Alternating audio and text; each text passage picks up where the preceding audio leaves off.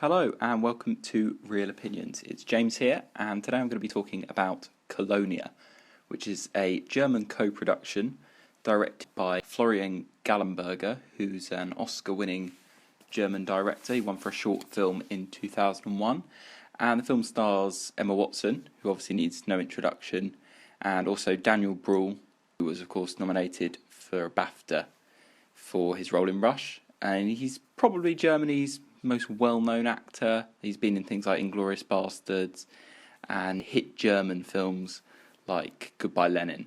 So the film itself, the two play a couple.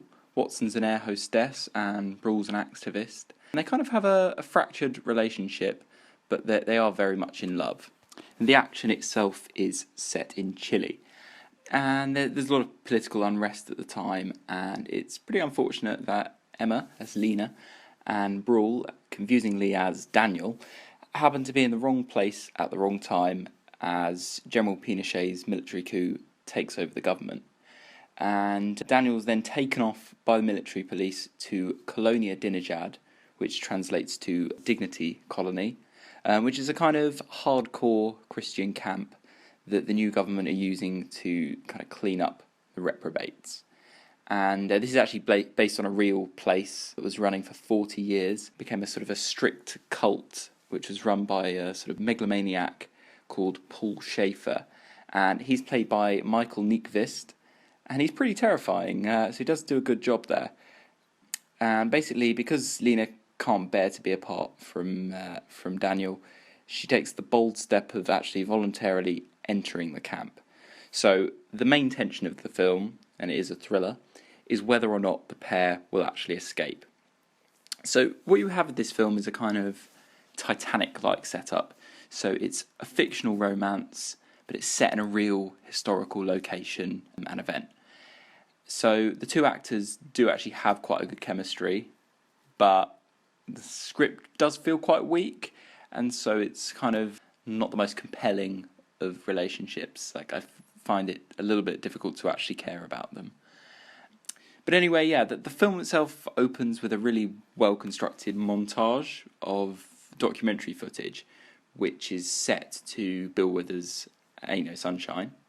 And that works really well. It sets up the period setting, and it probably, that is probably one of the best elements of the film is the set design. It's got great music, and obviously the set design, which kind of gives the camp and the streets of Santiago in Chile a sort of a genuine feel. And I thought that was a pretty good feature of it.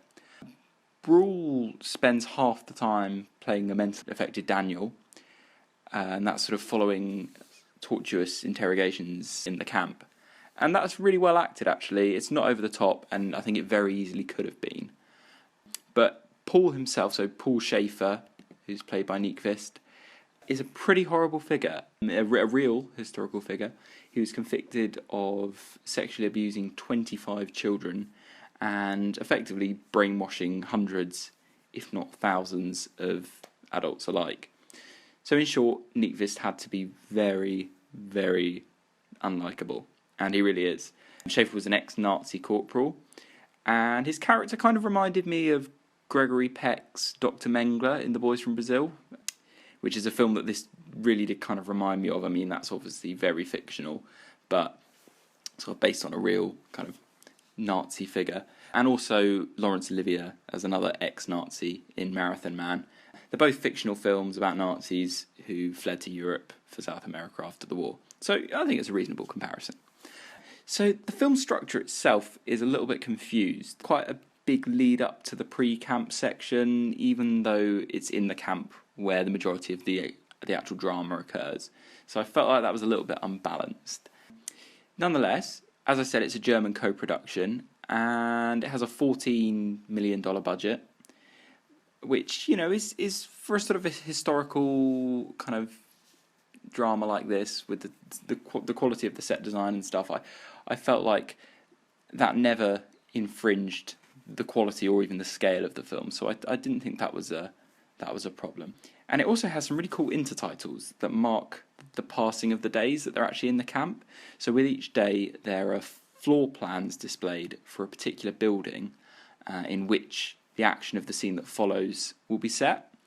And I thought that was quite a nice touch. And actually, generally, in terms of the aesthetics, it did have the kind of the feel of a lot of German mainstream films, stuff like Downfall and the Baader-Meinhof complex. Though I do have to say, a negative that I did feel, quite a big negative of the film, probably the worst feature of the film, is the fact that the ending does feel very rushed, and it is quite poorly executed.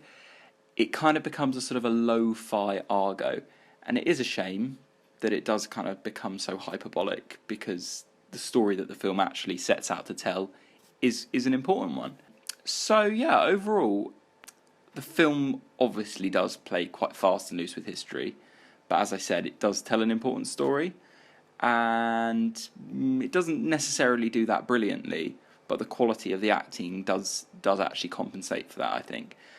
So yeah, overall, an enjoyable watch. It does have its flaws, but I'm going to be, I think, quite generous and give it a 7 out of 10.